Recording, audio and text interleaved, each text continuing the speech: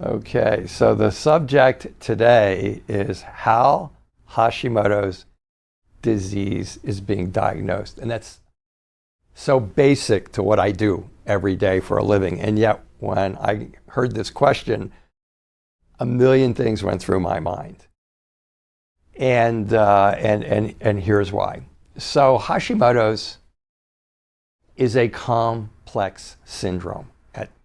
It's complex for so many reasons. One reason is you can have silent Hashimoto's and not even know you have it, meaning that your immune system has started to attack your thyroid, but you're not really getting any symptoms, so nobody's looking for it.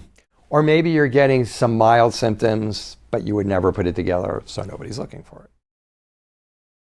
Then you start getting symptoms, and maybe they look for it, and maybe they don't. Maybe they go like, you got all these symptoms, and now we kind of have a joke in the functional medicine field. You go to the doctor for Hashimoto's, and they send you to counseling for your depression and anxiety, and they send you to the GI guy for your gut problems, and they send you to the endocrinologist for your hormone problems, and there's like 9 spikes on this little diagram that we use when it's Hashimoto's, when the problem is Hashimoto's. So that creates a layer of difficulty for the patient to get diagnosed properly.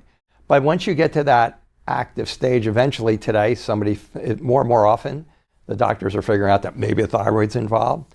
The next difficulty is a lot of them still don't run the antibodies for 2 reasons. One, some still don't get the Hashimoto's as the cause of at least 90% of thyroid problems. And the second one is the medical profession is starting to figure out, no, don't start throwing things at me or anything like this. This is just, I see this every day. The medical profession is still figuring out that they don't know what to do Hashimoto's because they don't treat it as what it is. It's primarily an autoimmune problem first. The next problem is the difficulty of diagnosing an autoimmune problem, because in the medical world, they're going to wait until you have positive antibodies come up and there's positive signs of tissue destruction somewhere. By that time, you've probably had the problem for 10 or 15 or 20 years. You've been exhibiting symptoms of it. But unlike the old days when I learned how to diagnose, symptoms aren't enough. And I can conjecture as to why that is, but I'm not going to get into that. So now you're in phase 2, and you have all these symptoms. You go, they either test you and find out your thyroid stimulating hormone markers are off. So classically, they're going to do a TSH, T3, and a free, well, they don't even do free T3 most of the time, and a T3, T4 and T3. That's not going to tell you very much. It might tell you if you have hypothyroidism, which is the first signs of Hashimoto. So then they give you the medication. You feel better, you feel worse. If you feel better, it's just for a little period of time. Usually, we call it the hormone honeymoon. You go back in, you say it's not working. They start giving you new drugs. They start giving you different thyroid medication. What they need to do at that point in time is look at your antibodies. So at that point in time, you may have the TSH, the fact that your thyroid's getting damaged, to be abnormal, but maybe your antibodies don't show up that day. This question translated in my brain to the difficulties of getting diagnosed. But then maybe one day you finally go in, 6 months later, your thyroid medication hasn't worked, they run the antibodies and they go, oh, you know what? You have positive antibodies for Hashimoto's, and then that's a crapshoot because the range should be 0 to 9. So the range should be 0 to 9. Why do I say that? I'm here in Reno, Nevada. One hospital at 0 to 9. 3 other hospitals at 0 to 32. Mayo Clinic uses 0 to 9. I just did a person from Canada. They use 0 to 8. So everybody from 9 and above that doesn't go to one of those labs or hospitals is being told they don't have it. They do. If it's over 8, 9, maybe 8, but definitely if it's over 9, you have it. Okay. Then what I'm starting to see now, and this is a present time answer to this question, okay? What I'm starting to see now is people are coming to me and going, well, my doctor, I just had one yesterday. My doctor said my antibodies were high, but not high enough to treat. So what were your antibodies? It's like 79. For those of you who don't know the numbers, that's Hashimoto's. Once you have it, you have it. You need to start finding the triggers that are screwing you up every single day. But what's happening is that's not the medical model. Okay, the medical model is now, okay, you have Hashimoto's. I have no friggin' idea what to do with it because we're still treating it as a thyroid problem. Here's your thyroid medication, see you in 6 months. But doctor, I don't feel good. See you in 6 months. They have no other tools. So I'm starting to hear all these weird things like, well, the antibodies aren't high enough, or you don't really need to treat it yet. Let's wait for this. When the antibodies are up, and I have a colleague and a mentor who is a world-renowned published immunologist, said, look, dude, if you have antibodies, your immune system is attacking you. I mean, I don't even think you got to wait for it to be to 9. He's kind of out there alone, but he's also the guy who figured out mold, leaky gut, that it was gluten and not wheat and all those types of stuff. So he's smart, pretty smart dude. I kind of like to go with his stuff because he's usually like 10 years ahead of the curve. So these are the problems with getting diagnosed. So classically, those are the problems. So classically, how should you get diagnosed with Hashimoto's? You should have people do a complete thyroid blood panel.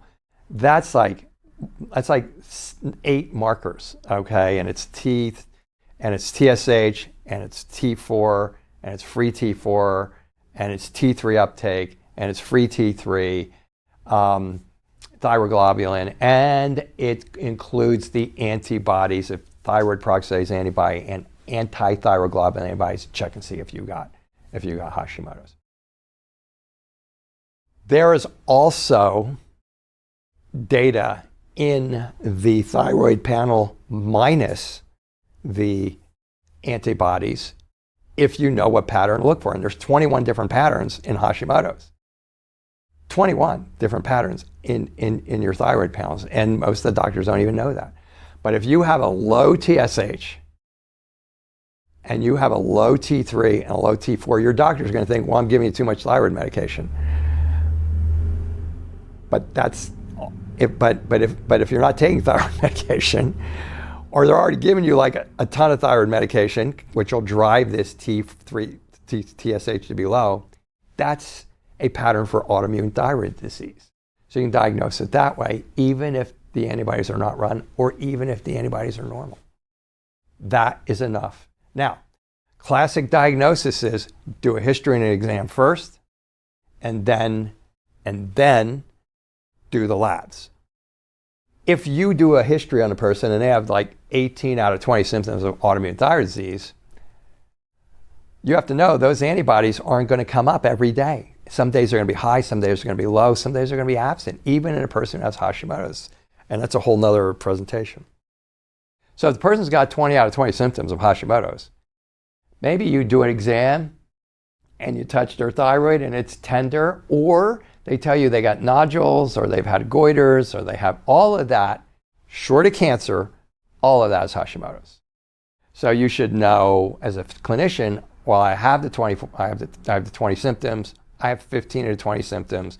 I do have one of those things, a goiter or something like that, abnormal cells. The doctors freak out because they think it's going to be cancer. And if they biopsy that, good. You want to know if it's cancer or not. But if it's not cancer, it's Hashimoto's. And rare occasions it'd be Graves. That's another whole thing.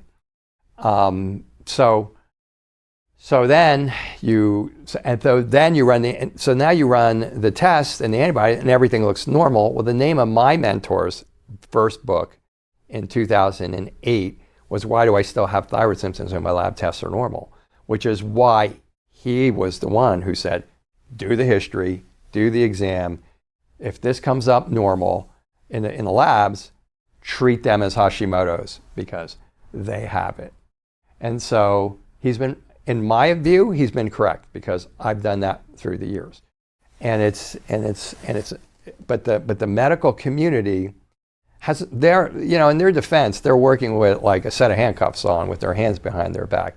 I mean, if they miss something, there's always going to be somebody out there maybe an attorney, who might want to get involved. And what does missing something mean? Missing something might mean giving you a thyroid medication without you having positive lab tests. So that person's going to look at it and go, you know, I did go to a class and it says that this person has Hashimoto's because they have all this stuff and they have all the symptoms, but I'm not giving them thyroid medication because if it makes them irritable, jitty, shaky, or something like that, like it can sometimes, and they freak out, and then it doesn't go away, and next thing you know, I might be getting sued. You know, and so there's I don't mean to bang on the on the attorneys, but this I think most people out there kind of realize this is the reality today, and doctors work under this reality. They have insurance companies that are saying don't do all the labs. The insurance companies tell them don't do all the labs. Well, I got news for you. Their malpractice insurance companies are saying do all the labs, but a lot of them are working basically for the insurance companies because of the way that they're getting, these groups are getting gobbled up by hospitals, and these guys are technically they're working for the insurance companies. So this is not only how you diagnose this. I think more importantly, these are the roadblocks that I hear literally every day, every other day here, when the patient comes in here, and I mean, just yesterday I had two. That one wasn't even diagnosed with Hashimoto, and she's like screaming Hashimoto. She's like, please diagnose me with Hashimoto's. I have all 20 symptoms. And the other one had looked into it but couldn't get the testing done because she was using her insurance and they weren't running the whole panels. So I was 2 for 2 yesterday. I did 2 new consults yesterday, and both of them ran into these things. So that is how you diagnose it, and as importantly, those are the roadblocks that you may run into as far as getting it diagnosed properly. Particularly those of you who are watching this, generally you're part of a crowd that Googles everything, searches on the internet, and you're going like, okay, I have all these symptoms. Why aren't they running the antibodies? Or they ran the antibodies and they're really bad. Why aren't they treating me for it? Or I have all the symptoms. I ran the antibodies. They came out normal, but I still feel like crap. Why are they sending me away for another 6 months? That's the answer to all of those things. And maybe you'll need to replay this a couple of times because that was a lot of data. But every bit of that data is data that I have to use every day to kind of evaluate the cases and go, okay, I'm dealing with diet, lifestyle, herbs, botanicals. I can make the call because I'm really not treating a disease. I'm really treating the physiology that is creating abnormal imbalances that are essentially creating the triggers that are attacking these diseases or creating the diabetes or creating the attacks on the thyroid. So it's a whole different animal in my world. So I can make that call without having all these other things that the medical profession has to deal with. So that's how you diagnose it. Those are the roadblocks.